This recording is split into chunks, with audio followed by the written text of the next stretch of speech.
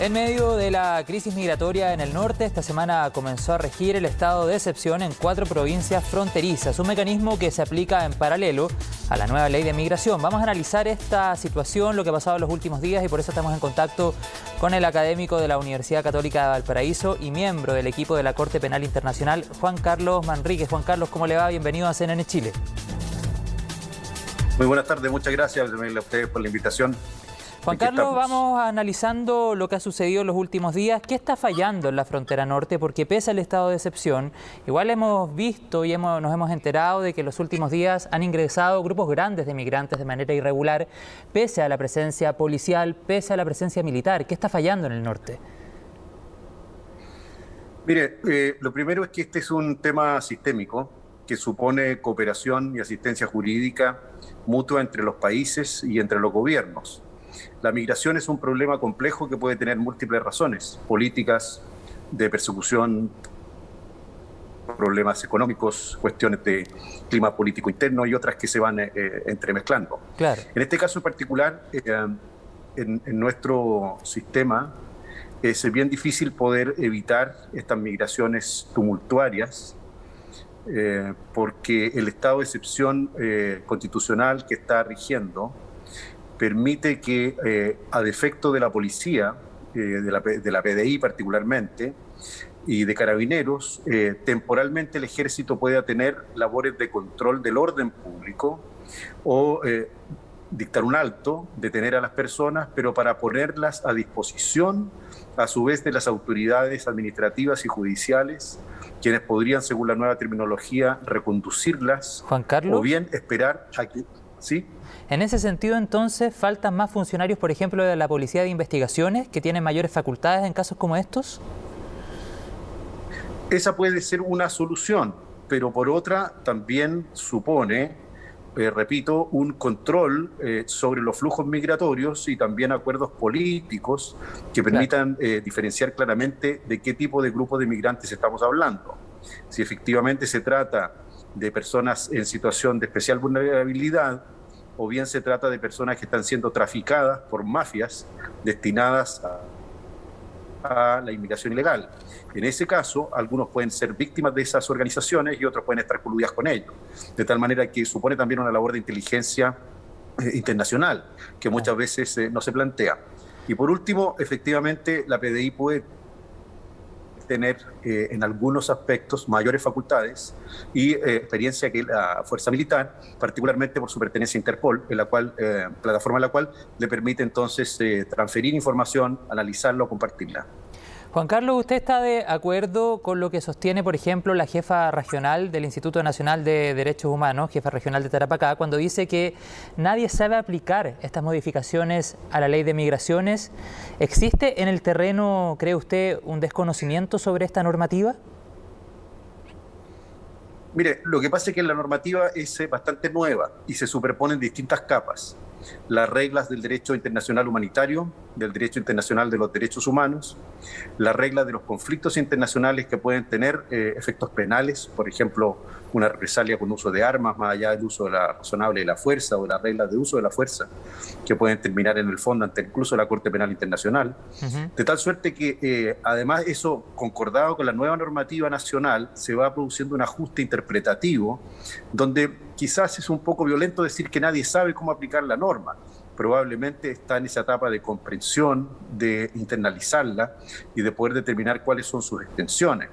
Allí a veces se producen diferencias de criterio, pero a veces esas diferencias de criterio están cruzadas también, fíjese, por la precaución que tienen los órganos de control de las Fuerzas Armadas en este caso y el Ejército, de evitar verse culpados también por violaciones de los derechos humanos de personas que dicen venir en una situación de especial vulnerabilidad, de tal manera que hay una mezcla allí de novedad con precaución y, por qué no decirlo en algunos casos, de un temor razonable de las propias fuerzas de control del orden público, que al fin del día son las que terminan pagando el costo de una eventual interpretación errónea de estas normas o de un uso excesivo de la fuerza. Claro, pero uno esperaría, Juan Carlos, que en medio de un contexto como el que se está viviendo en el norte de nuestro país, esta crisis migratoria que con el pasar de los días, con el pasar de las semanas, de los meses, se ha ido profundizando y agudizando, uno esperaría que en medio de un escenario como este las instituciones se encargaran de traspasar la información, de traspasar los protocolos, de informar precisamente a sus funcionarios. Exacto, como usted bien dice, eso es lo esperable. Eso es lo esperable y debiera ser. ¿Y eso no se estaría dando, Juan Carlos? La experiencia indica que en este minuto está en etapa de ajuste y que efectivamente por ahora no se estaría produciendo ese trasvasije de información tan rápido, ni con la eficiencia ni la claridad que todos quisieran. Pero repito, eso también es producto a veces de estos procesos complejos de armonización de normas y de aplicación de nuevas directivas en un contexto altamente complejo, que tiene una evidente relevancia latinoamericana. Claro. Juan Carlos, para aclarar el rol de los militares en la frontera, porque estuve leyendo ahí algunas impresiones ciudadanas en las redes sociales, bueno, ha habido mucha información sobre este tema, sobre todo cuando entra en vigencia el estado de excepción.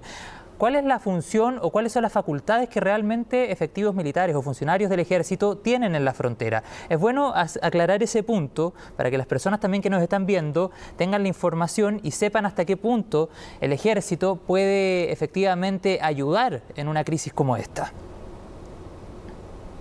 Bien, en una situación de emergencia y de excepción constitucional, el Estado ocupa a la fuerza militar legítimamente como un coadyuvante de funciones de policía, de carabineros y la PDI, pero no son una fuerza militar desplegada ante un acto de agresión militar, un acto de agresión o una invasión de beligerantes. En consecuencia, no pueden utilizar las armas para repeler el ingreso ilegal. Si lo hacen, pueden ser incluso acusadas de alguna especie hasta de, digamos, de múltiples homicidios o de hipótesis de genocidio, como ha ocurrido en otras zonas de Latinoamérica en el último punto. De tal manera que tampoco pueden repeler por el uso de las armas estos ingresos tumultuarios. En consecuencia, ¿qué es lo que pueden hacer? Dar una orden de alto, si la persona la obedece y ha ingresado al país, entonces ponerlo a disposición de la policía e iniciar el trámite de reconducción. Si esa persona lo reclama judicialmente, serán los tribunales los que decidan si es expulsada o no. Pero repito, son más bien funciones bastante limitadas de orden de detención, digamos en el sentido de parar la marcha, de un cateo superficial, si es que la persona lo permite, ponerlo a disposición de la autoridad y nunca el uso del arma si es que no existe una agresión ilegítima. O sea, más bien se trata de funciones bastante acotadas. Ese es un punto súper importante, Juan Carlos. Tal vez, como lo decíamos al inicio de la entrevista, urge mayor presencia policial y particularmente de la Policía de Investigaciones para enfrentar a una emergencia como esta. Lo último, Juan Carlos Manríquez, para terminar esta entrevista, ¿hasta qué punto cree usted la reconducción de migrantes ayuda a enfrentar una crisis de este tipo? ¿Será que cuando se utiliza reiteradamente puede terminar, por ejemplo, incentivando el tráfico de personas? Bueno, puede serlo, porque efectivamente los que no alcancen a ser reconducidos en tiempo y forma van a poder optar por regularizar su situación en el país o bien reintentar un ingreso ilegal y volver a ser sujeto de estas mafias.